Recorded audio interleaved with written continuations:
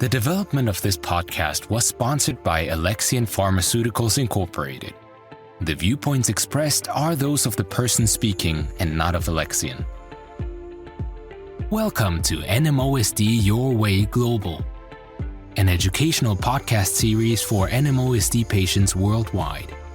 NMOSD stands for Neuromyelitis Optica Spectrum Disorder, a rare relapsing autoimmune disorder of the central nervous system which primarily affects the optic nerves and the spinal cord.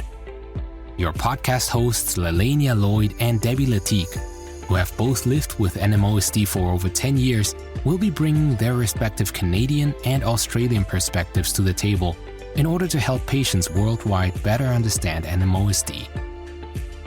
Over the next 16 episodes, clinicians, researchers, and fellow patients will come together to have important conversations about how to live your best life within your diagnosis. They will be offering up encouragement and practical tips for overall health and well-being. In our premiere episode, co-host Lalania Lloyd and Debbie Latique come together to introduce the NMOSD Your Way Global series. They give us a glimpse of who is sitting behind the mic, the reason they came together to develop this series, and what impact they hope it will have on the NMOSD community worldwide. So let's begin by meeting our hosts, Debbie Latique and Lalania Lloyd. So hi, Debbie from Canada. Great to see you. Hi, Lalania. Even though we're from opposite ends of the world, here we are today talking about our NMOSD Your Way Global podcast, which is so exciting, isn't it? I know. Can you hardly believe it? I have always loved radio and the feeling of, putting on the headphones. There's something very intimate about it. And podcasting is kind of an extension of that. And so I'm really excited to be talking about this with you today and letting our listeners know, what the plan is and who we are and all those exciting things. Absolutely. I think these podcasts, Lalania, are going to have such an amazing impact on especially those that are newly diagnosed with NMOSD. And I know from my journey, it was an 11-year journey and it took quite a while. It took over a year to be fully diagnosed with the disease. And I think looking back to when you're newly diagnosed, it is such a lonely, frightening experience. And it's learning to live with either no diagnosis or misdiagnosis or long, slow diagnosis. It's learning to live in limbo. And that's so hard when you've been healthy and then all of a sudden, bang, your world changes overnight. So we're going to start today with talking a little bit about ourselves, who we are, as people, not just as NMO patients. And I'm looking forward, along with our listeners, in getting to know you a little bit better and, having a little bit of insight. Who's the voice? Who's the person behind the voice? My name is Debbie Latique, and I live in the outskirts of Melbourne in the beautiful Dandenong Ranges. I live amongst mountain gums and beautiful tall fern trees. I'm 60 years old, and I have 2 adult children who have wonderful careers of their own. I'm a retired teacher of 30 years, having taught music, drug and sexuality education, to name a few, which I absolutely enjoyed very much. I'm now a grandmother of 1.5 children, so I've got another one coming just around the corner. I've always been a community member. I was involved in the local fire brigade for about 20 years, and I became a lieutenant and learned to drive the fire trucks because we live in a very high-risk fire area, probably not dissimilar to Canada. I'm generally an organiser, and so I'm very motivated to get things done. I call myself an accidental advocate because of the lack of resources that we had when I was first diagnosed 11 years ago. I didn't set out to become one, but it's certainly evolved over the last few years. And I am grateful because I'm relatively well most of the time. I haven't had a relapse for about 8 years and I'm stable on the medication. So advocacy works, definitely gives me a purpose. Organising the first Australian NMO conference here in Melbourne in 2017, I think it was. And then I bought a caravan and decided to travel solo around Australia, really just to connect with other people that have NMO because we're so rare down under here. There's only about 250 of us in Australia. So I decided to go on a fundraising tour. I named it Rare with No Cure. And while planning my route, I visited other people that also have NMOSD. So I made that face-to-face connection, which was really important to me and to them, I think, because you don't get a chance to meet other people very often that have got the same rare disease. But I have other things outside of my advocacy work. I run a 4-wheel drive and camping club. I've discovered that I have an artistic talent, which I never knew I had. I love walking the dog, keeping active with Pilates and gardening and swimming and exploring this amazing planet and continuing to be curious about the world. I try very hard not to let NMOSD dictate my life too much, although some days can be challenging. It's really interesting to hear about you because I hear common threads just in your story and, things that I can definitely relate to. What about you, Lelania? Can you tell us about who Lelania is?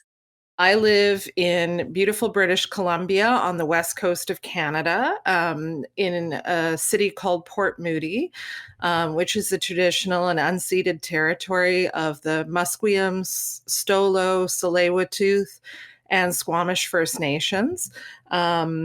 We're about, I would say, 45 minutes outside of Vancouver, BC. So if anybody saw the 2010 Olympics, that is the city that it took place in. I was born and raised in the prairies of Canada and central Canada, but moved out here when I was 15 to live with one of my parents. And I married a local man and, we raised a family. I have a son who's 31. And I now have a baby grandson who will be 2 in the spring. And my daughter-in-law also has 2 sons from a previous relationship who are 13 and 16. So I got 3 grandsons for the price of 1. And being their Gigi is the best gift ever. I'm a very busy advocate. I do a lot of work with the University of British Columbia. They have a health mentors program where they pair somebody with chronic illness or disability or a caregiver caring for somebody with those conditions. And we teach them about patient-centered and collaborative care. So it's a lot of sharing of our stories. I've been with that program for 10 years, and that has been a huge passion of mine.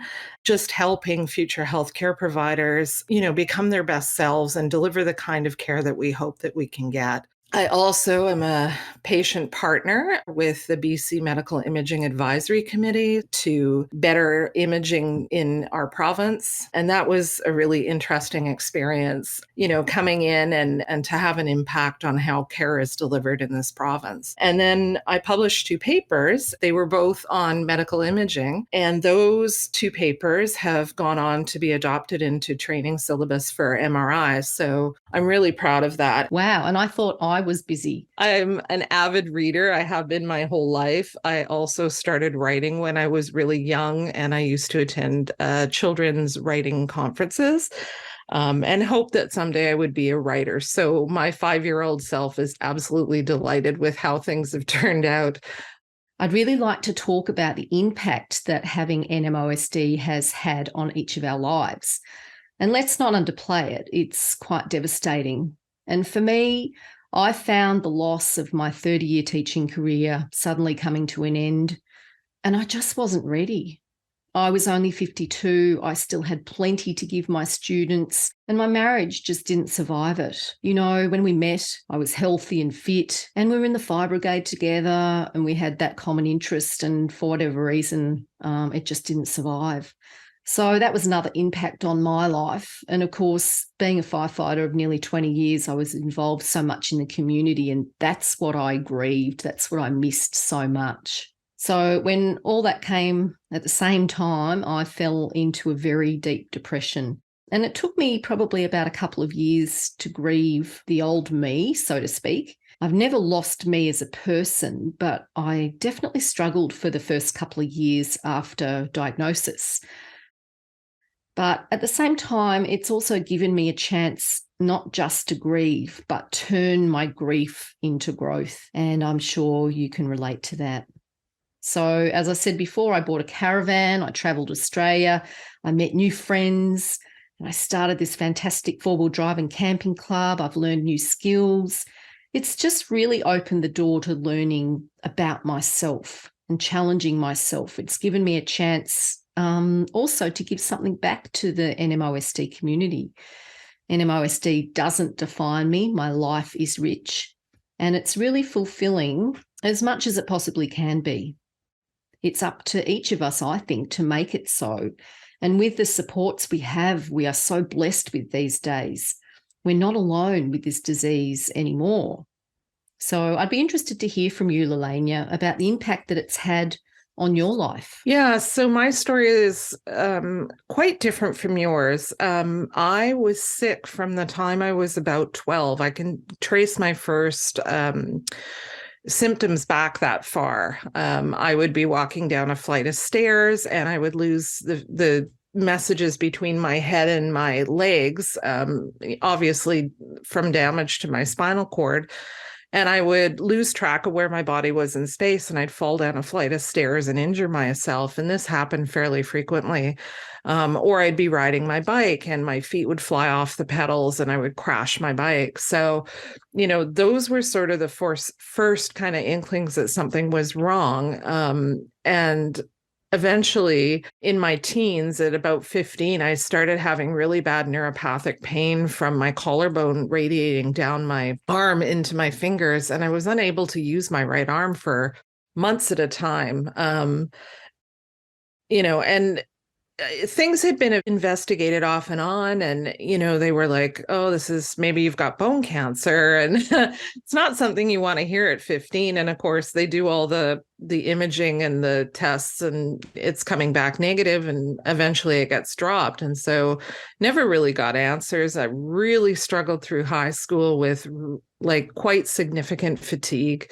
When my friends were out on a Friday night or a Saturday night having a good time, I was in bed by 8 or 8:30 at night and completely exhausted just from going about my day. And I had episodes of vomiting and hiccups and all of that stuff. And eventually, met my husband, went through a pregnancy that, was quite fraught. I was really sick. Really sick. I was in and out of the hospital constantly because I was vomiting pretty much nonstop. That experience was actually a big NMO attack, because it's quite common for women with NMO to miscarry, but also to have really, really rough pregnancies. And there was a period of time where I was misdiagnosed with MS. So for 5 years, I was taking MS drugs. So, to say that this disease has impacted my life would be an understatement. As you said, there's a lot of impact and it affects everybody differently, but I think there's a lot of common ground between, different patients. We struggle with a lot of the same things, a lot of the emotional impact, the financial impact, the impact on relationships. There's all of these things, the impact on your self-esteem. You have to really work hard on so many fronts, and there's days when it feels really overwhelming. So, as much as, I appear that I'm, a fairly coping and accomplished person, it's not without its challenges for me. Of course. And, the impacts are devastating worldwide. And that's why I think it's so important, isn't it, to be able to share our stories. I know in Australia we've got such a small population, only about 250 people with NMOSD. The impacts that you've described are different but similar. And I think it's really lovely to be able to connect with people, not just in Australia, but worldwide. And we're a small population in Australia. We need a big voice. And I think what better way to be able to come together like this in a global podcast to make our voices even bigger. So thanks for sharing, Lelania. Yeah, and I agree. And I think, part of being rare is that you think you're the only one that's experiencing this, or, you question whether you're doing the right things for yourself. And having that community is everything. I mean, not a week goes by that somebody isn't reaching out to me, whether it's through social media or an email or through somebody else, and they're saying like, I live in this country and I need somebody to talk to about this, or I don't know where to get, connected to my community or find a doctor that knows about NMO, although that is getting better, I have to say.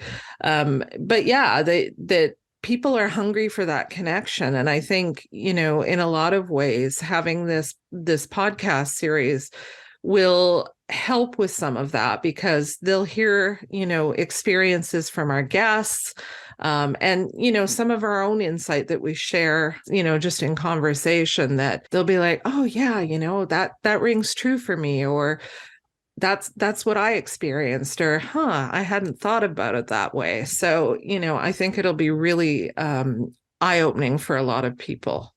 It'd be really worthwhile briefly to go over some of our guest speakers and the highlights in some of the episodes. I know that my personal experience in reaching out to the various experts was just amazing. I thought I knew a fair bit about NMO, but I learned so much more, even though I've lived with it for 11 years. And each of the guest speakers I found they were just so informative. They were passionate and also really easy to chat to. They put me at ease. So I spoke with Dr. Leslie Ann Hall, who's a consultant neurologist from Adelaide in South Australia. She's been working in this area for about 7 years. And my goodness, she certainly has so much knowledge and information to share. Dr. Leslie Ann Hall discusses relapses and flare-ups and how to manage them, which I think will be very beneficial, especially for those that are newly diagnosed. I wish I knew the difference when I was first diagnosed. I then spoke with Dr. Sally Shaw, and she herself is a psychologist that has MS. So she really gets it. And it's so important, isn't it, to talk about mental challenges, not just the physical challenges, and how to cope with the unpredictability of day-to-day life with NMOSD and the uncertain path that the disease may take, not to mention how it affects not just the patient, but their family and friends. She was an absolute delight to speak to, and I also have used her knowledge as a patient myself to change the course of my life. Learning to live with NMOSD, she helped me to grieve and then find purpose again.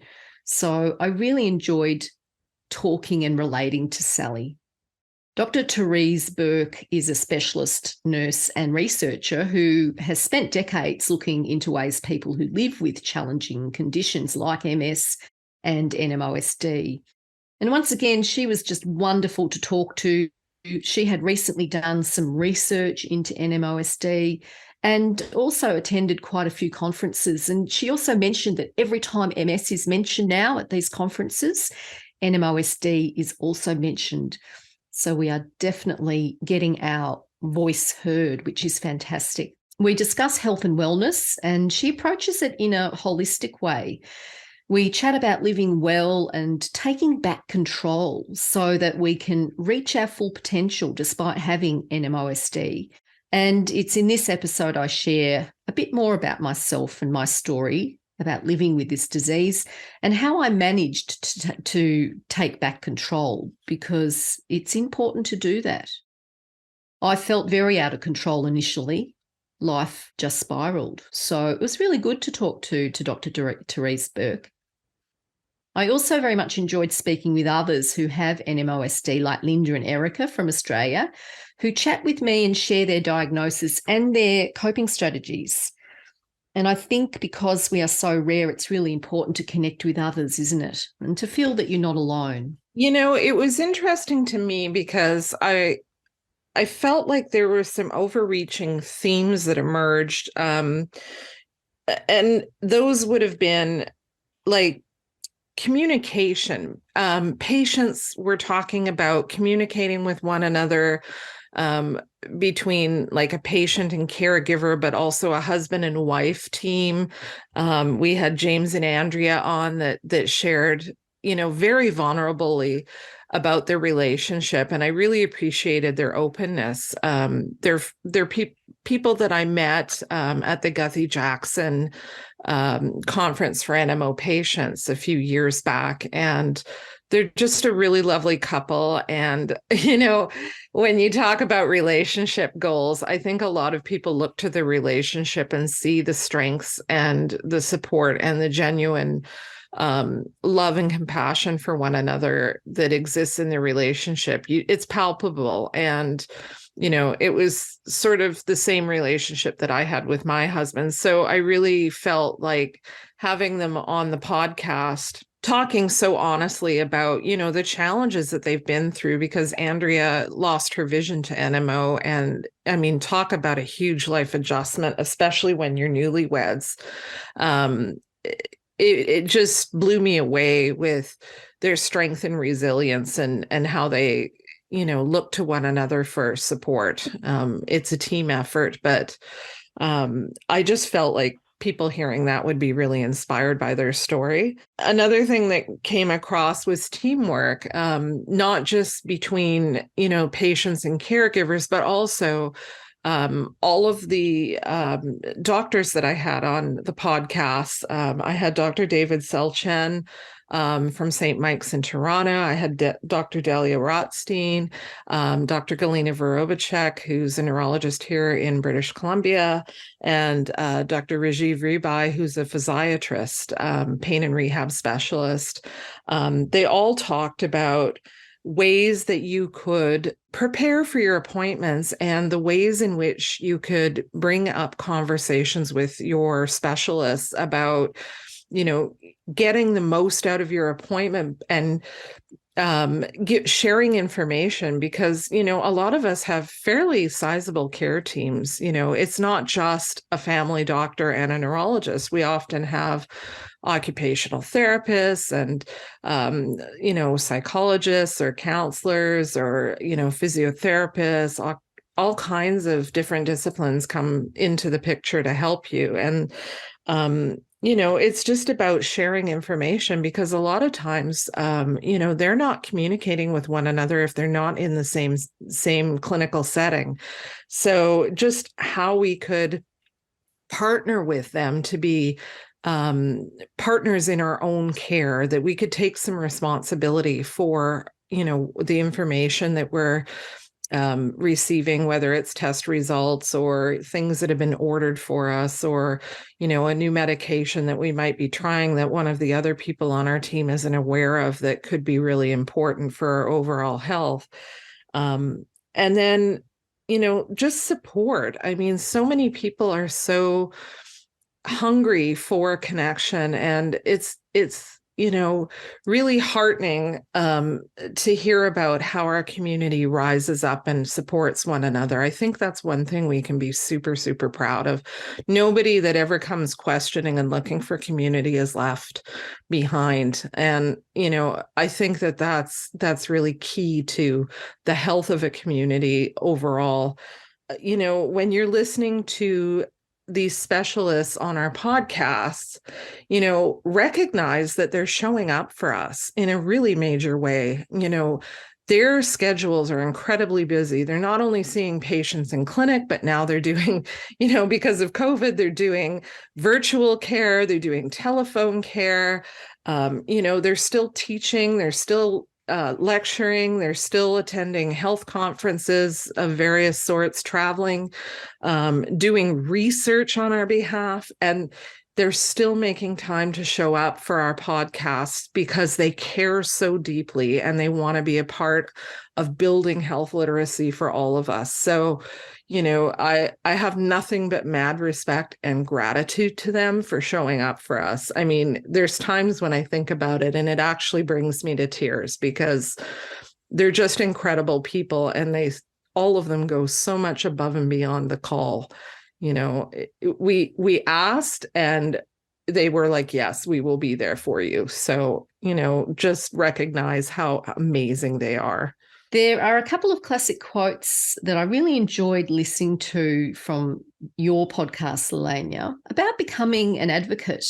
Apart from the fact that we have these wonderful professionals, You were absolutely right, and they give up so much of their time. I'm terribly grateful as well for everything that's shared with us, and I'm sure the wider NMOSD community is as well. You know, when James and Andrew were on talking about relationships, was that James said at one point, you know, in terms of being a caregiver, that he has to remind himself to keep his heart soft and to keep his skin thick.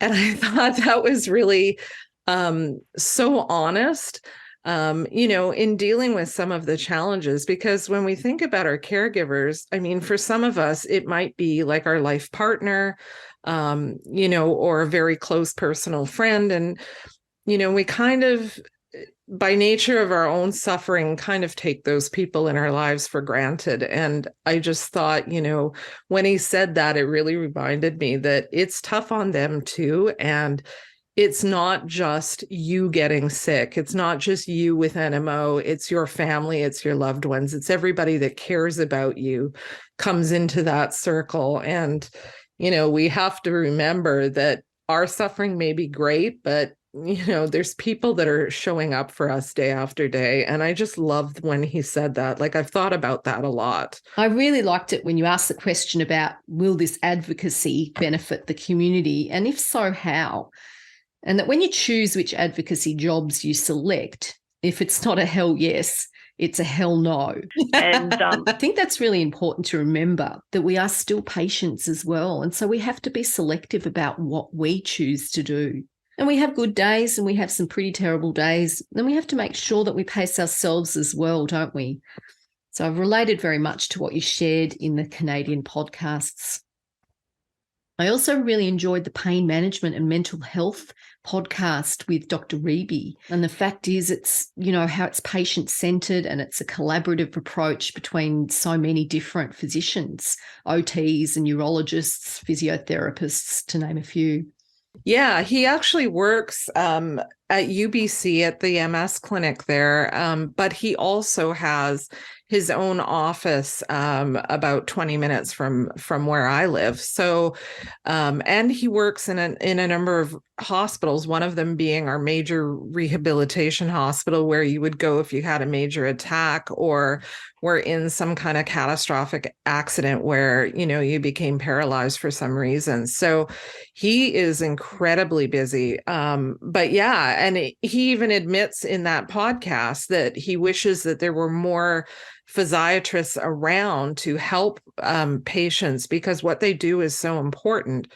So in finishing up, Lelania, it would be interesting to hear from you about what kind of impact these podcasts will have on our NMOSD community.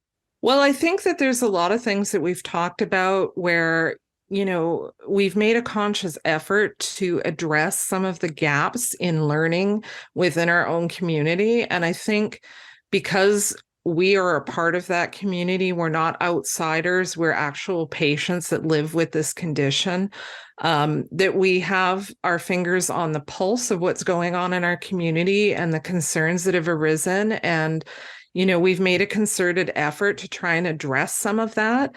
I feel like it's really powerful because of that. Yes, I totally agree with all those comments. And it's such a practical way, isn't it, Lelania, of sharing worldwide information, educating on a global scale now through this podcast. It's kind of everything that you need to know about NMOSD in one place. It's not just patients listening, right?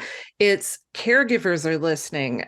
It's family members, like, you know, extended family members and friends listening, but also it's other neurologists and family doctors and other people that are in our circle of care that are listening, because of course, this podcast really is for anybody who is interested in learning more about NMO. Exactly.